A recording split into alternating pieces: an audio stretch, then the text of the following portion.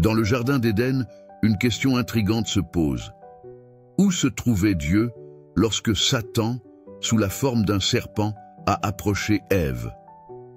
Comment l'omnipotence divine, supposée sans limite, a-t-elle permis cette rencontre qui a bouleversé l'humanité? En réalité, la réponse est plus complexe et spirituellement enrichissante qu'il n'y paraît. Dieu, dans son omniprésence, n'a jamais quitté ses créatures. Sa présence n'était pas absente de cette scène critique. Elle était invisible, mais profondément réelle, comme un fil silencieux mais ininterrompu de grâce. La rencontre entre Ève et le serpent ne se limite pas à un simple dialogue. Elle symbolise une lutte intérieure, celle du choix entre la voix de Dieu et la voix du doute. Satan, maître du déguisement, sait manier les mots et les insinuer pour susciter la confusion et la rébellion.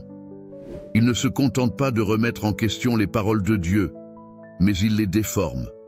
Ainsi, lorsqu'il insinue qu'Ève peut devenir comme Dieu, il joue sur une vérité détournée, éveillant en elle une curiosité dangereuse. En cédant à la tentation, Ève accomplit un acte de désobéissance qui, dans sa simplicité, a des répercussions cosmologiques. Cet acte introduit le péché dans le monde. Adam, en mangeant également du fruit défendu, scelle un sort qui dépasse leur simple union. Leurs yeux s'ouvrent, mais pas à la sagesse espérée. Ils découvrent au contraire la nudité, la vulnérabilité et l'altération de leur relation originelle avec Dieu. Lorsque Dieu découvre leur transgression, il n'agit pas avec une colère impulsive, mais avec une justice douce et implacable. Adam et Ève doivent quitter le jardin d'Éden, ce lieu d'harmonie où la communion avec Dieu était parfaite. Cet exil représente non seulement une séparation physique, mais une fracture spirituelle avec des répercussions sur toute leur descendance. Dans ce moment de rupture, Dieu ne retire pas entièrement sa présence. Sa voix se fait entendre dans le jardin, et il demeure proche de sa création déchue, offrant une note d'espoir. Ce détail est significatif. Même au milieu de la transgression, Dieu reste miséricordieux et patient. Cette patience divine préfigure une promesse de rédemption, un espoir de restauration. La tentation d'Ève nous rappelle que chaque être humain fait face, dans sa vie quotidienne, à des choix entre le bien et le mal. La ruse de Satan nous enseigne à être vigilants, car la vérité divine peut être altérée par des mensonges séduisants.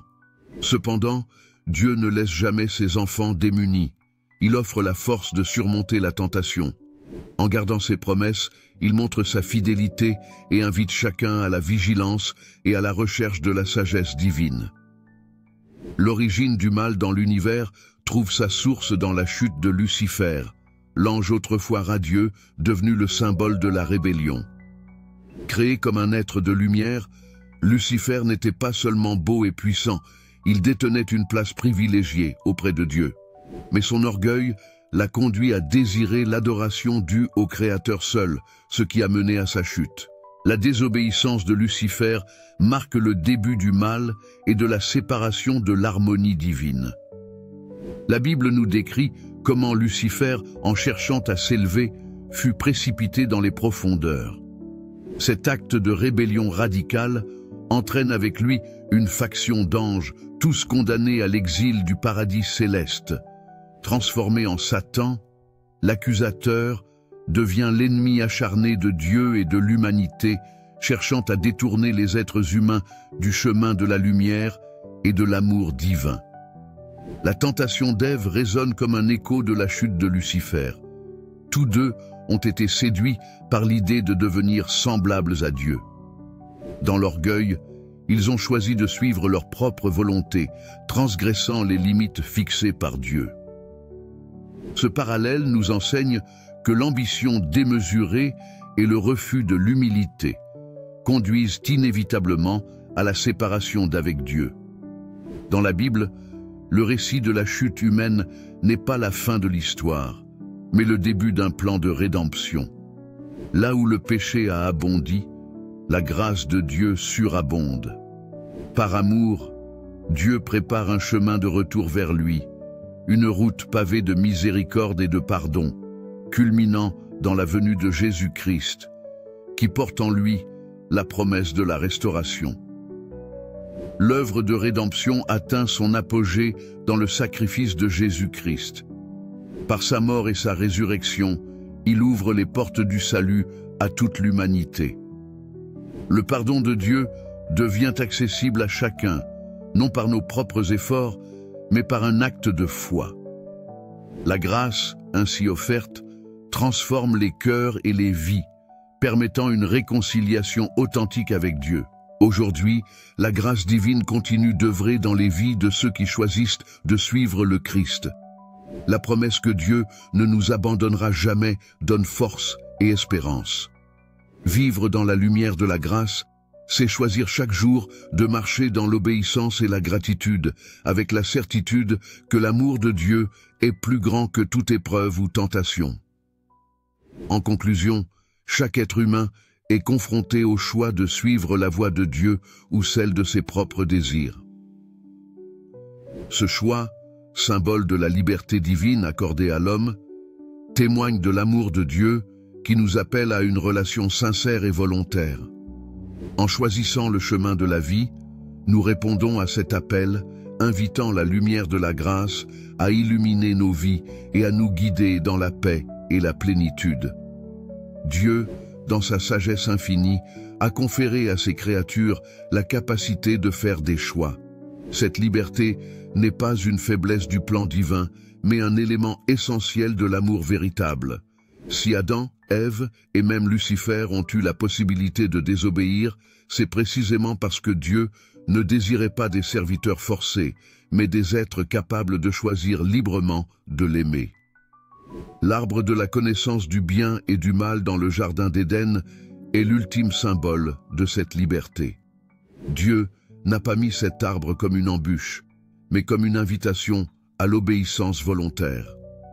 En choisissant de manger le fruit défendu, Adam et Ève ont rejeté cette obéissance. Ce choix a ouvert la porte au péché, mais il démontre aussi la profondeur de la liberté humaine.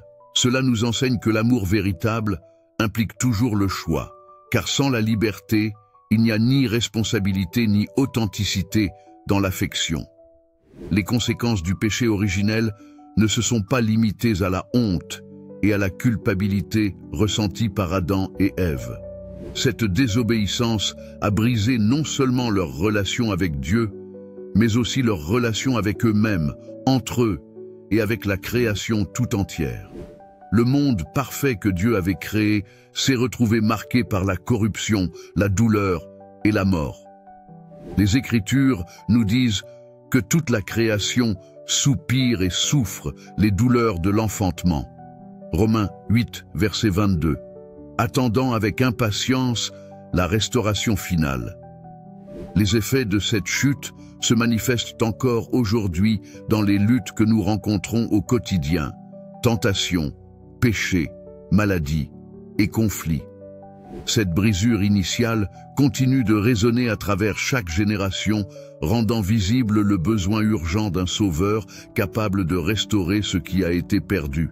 Même dans leur rébellion, Dieu n'a pas abandonné Adam et Ève à leur sort. Il a pris l'initiative de les chercher, en disant « Où es-tu » Genèse 3, verset 9. Cette question n'est pas celle d'un Dieu ignorant, mais d'un Dieu cherchant à restaurer la communion perdue. Dieu aurait pu éradiquer immédiatement ces créatures, mais au lieu de cela, il les a revêtues de peaux d'animaux, symbolisant le premier sacrifice en vue de couvrir leur honte. Genèse 3, verset 21. Ce geste de compassion préfigure le sacrifice ultime de Jésus-Christ, qui couvrirait non seulement la honte, mais effacerait entièrement le péché du monde. Ainsi, dès le début, nous voyons l'expression de la miséricorde divine, une promesse implicite de rédemption future. L'histoire de la chute de Lucifer révèle un conflit cosmique entre les forces du bien et du mal, une bataille spirituelle qui perdure jusqu'à ce jour. Dans Éphésiens 6, verset 12, Paul nous rappelle que nous n'avons pas à lutter contre la chair et le sang, mais contre les dominations, contre les autorités, contre les princes de ce monde de ténèbres. Ce combat spirituel s'est étendu à l'humanité après la chute, faisant de chaque individu un champ de bataille où les forces divines et démoniaques se disputent l'âme humaine. Cependant, cette lutte n'est pas sans espoir. Dieu a donné aux croyants des armes spirituelles telles que la prière, la foi et la parole de Dieu pour résister aux ruses de l'ennemi. L'armure de Dieu, Éphésiens 6, versets 13 à 18, nous équipe pour surmonter ces épreuves, montrant que bien que la tentation soit inévitable, la victoire est assurée par la foi. Après la chute, Dieu annonce une prophétie mystérieuse mais pleine d'espoir. « Je mettrai inimitié entre toi et la femme, entre ta descendance et sa descendance. Celle-ci t'écrasera la tête et tu lui blesseras le talon. » Genèse 3, verset 15. Cette promesse, souvent appelée le proto-évangile, annonce la venue d'un sauveur qui vaincra Satan. Jésus-Christ est la réalisation de cette prophétie. Par sa vie parfaite, sa mort sur la croix et sa résurrection triomphante, il a écrasé la tête du serpent, offrant à l'humanité une voie de rédemption. C'est par le Christ que la séparation causée par le péché est guérie, permettant à tous ceux qui croient en lui de retrouver la communion avec Dieu. La Bible se clôture sur une vision glorieuse du nouveau ciel et de la nouvelle terre. Apocalypse 21, verset 22. Dans ce futur royaume, il n'y aura plus de malédiction, de souffrance, ni de mort. Tout comme le jardin d'Éden représentait la perfection initiale de la création, le nouveau paradis sera la restauration ultime, où Dieu habitera parmi son peuple pour toujours. L'histoire commence dans un jardin, celui d'Éden, et elle se termine dans une ville-jardin où le fleuve de la vie coule, alimenté par la présence même de Dieu. Cette vision eschatologique nous rappelle que, malgré la chute, Dieu est en train de tout restaurer selon son plan parfait. Le récit de la grâce divine à travers les âges nous montre que Dieu est toujours fidèle, même lorsque nous sommes infidèles. Dans chaque chute, il y a une main tendue pour nous relever. C'est un appel à la réconciliation, une invitation divine à revenir à lui avec des cœurs repentants. Comme le souligne Paul dans 2 Corinthiens 5, versets 17 à 19, « Si quelqu'un est en Christ, il est une nouvelle créature. Les choses anciennes sont passées, voici, toutes choses sont devenues nouvelles. » Dieu, dans son amour infini, ne souhaite pas la mort du pécheur, mais qu'il se tourne vers lui pour trouver la vie. La vie chrétienne est un pèlerinage de foi, un voyage constant vers Dieu. Tout comme Adam et Ève avaient à choisir entre la voie de la confiance en Dieu ou celle de l'indépendance, chaque croyant est confronté au même choix chaque jour. La grâce nous appelle à vivre une vie transformée, non pas par nos propres forces, mais par la puissance du Saint-Esprit. Le récit biblique de la chute d'Adam et Ève, ainsi que celui de la rébellion de Lucifer, nous rappellent l'importance du libre arbitre et des conséquences qui en découlent. Mais il nous offre aussi un message d'espoir inébranlable. Là où le péché a abondé, la grâce a surabondé.